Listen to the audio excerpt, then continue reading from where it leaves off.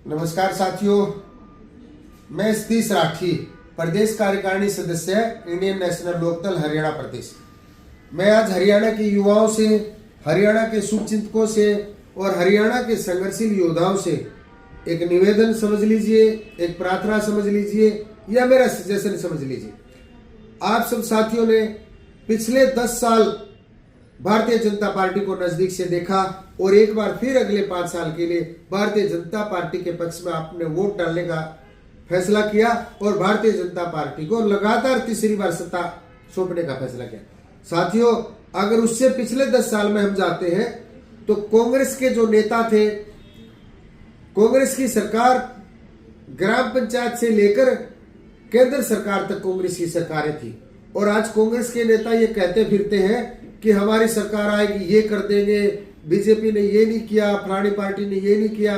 उसने वो नहीं किया। साथियों, आप कांग्रेस की चाल को एक बार समझने का प्रयास करिए। जो लोग हरियाणा के शुभचिंतक हैं, आज कौन कांग्रेस के अंदर वो लोग थे जिन्होंने भारतीय जनता पार्टी को तीसरी बार सत्ता में आने के लिए पूरी प्लानिंग के तहत उनको मौका दिया और खासकर अपने कांग्रेस के खुद के नेताओं को जिन लोगों ने हरवाया, उन लोगों का क्या स्वार्थ था आपको भली भांति पता है। आप सब लोग इन बातों को भी जानते हो। जिन लोगों ने कांग्रेस के 10 साल के अंदर हरियाणा प्रदेश को लूटा और उन सब बातों का भारतीय जनता पार्टी के नेताओं को पता है, उनका सारा रिकॉर्ड उन्होंने खंगाल के रख रखा। वो नेता उस अपनी लूट को बचाने के लिए, अपने पिछले कार्यकलापों में किए गए कारनामों को बचाने के लिए, किसी अपने घोटाले या घपले को उजागर ना देने होने के चक्कर में उन्होंने हरियाणा की युवाओं के भविष्य के साथ जो आज खिलवाड़ किया है। आज हरियाणा का हर युवा ही नहीं, हर माता बहन, हर बुजुर्ग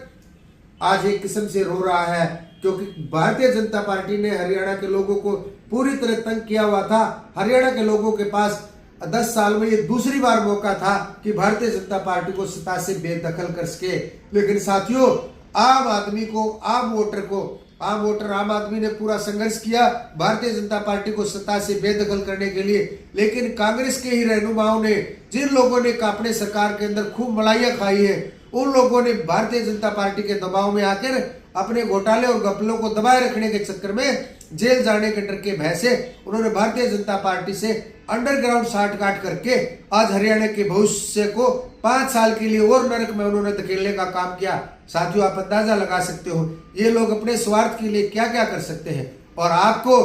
वोट के लिए आपको यूज करते हैं, आपको लड़ाई झगड़े के लिए यूज करते हैं, आपको रोड जाम के लिए यूज करते हैं, आपको आंदोलनों में भाग लेने के लिए यूज करते हैं। आप अंदाजा लगाना, आप चिंतन और मंथन करना। इन नेताओं के बच्चे तो विदेशों के अंदर डिग्रियां, डिप्लोमे और पढ़ाई करके वापस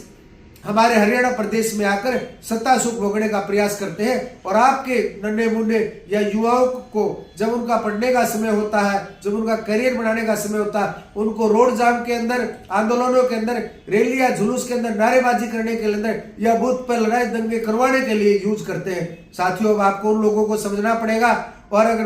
पूरी तरह से भारतीय जनता पार्टी से आप मुक्ति चाहते हैं, आपने देख लिया पिछले 3 योजना होगी, कांग्रेस के बस की ये बात नहीं है। अगर आप चाहते हो भारतीय जनता पार्टी मुक्त हरियाणा प्रदेश हो, हरियाणा में वही खुशहाली हो, हरियाणा ऐसा ही खुशहाल हो, हरियाणा भारत का नंबर 1 प्रदेश हो, हरियाणा के युवाओं को रोजगार मिल सके, हरियाणा में विदेशों से आके कंपनियां अपने बिजनेस को स्थापित कर सके, जिनमें ज्यादा से ज्यादा हरियाणा के युवाओं को जो मिल सके, तो आपको इंडियन नेशनल लोकदल का साथ देना होगा। चौधरी अभय सिंह चौटाला के हाथ मजबूत करने पड़े होंगे। आपने देखा होगा विधानसभा के अंदर भी 90 विधायकों पे चौधरी अभय सिंह चौटाला अकेला भारी था, लेकिन इस कांग्रेस के नेताओं ने बीजेपी के नेताओं के साथ साठगांठ करके अभय सिंह को भी हरवाने का पैसा पास से लगा के जो प्रयास किया, उन्होंने भी वो सफल भी हुए। इनको कभी भी हरियाणा की जनता माफ नहीं करेगी। एक बार फिर चौधरी अभय सिंह चौटाला के हाथ मजबूत करे और इंडियन नेशनल लोकदल की सत्ता आए, इसके लिए आज से ही सभी साथी इंडियन नेशनल लोकदल को जुड़े, इंडियन नेशनल लोकदल विचारों से जुड़े और इंडियन लोकदल के विचारों को जन जन तक पहुंचाने का काम करे। आपका अपना सतीश राठी।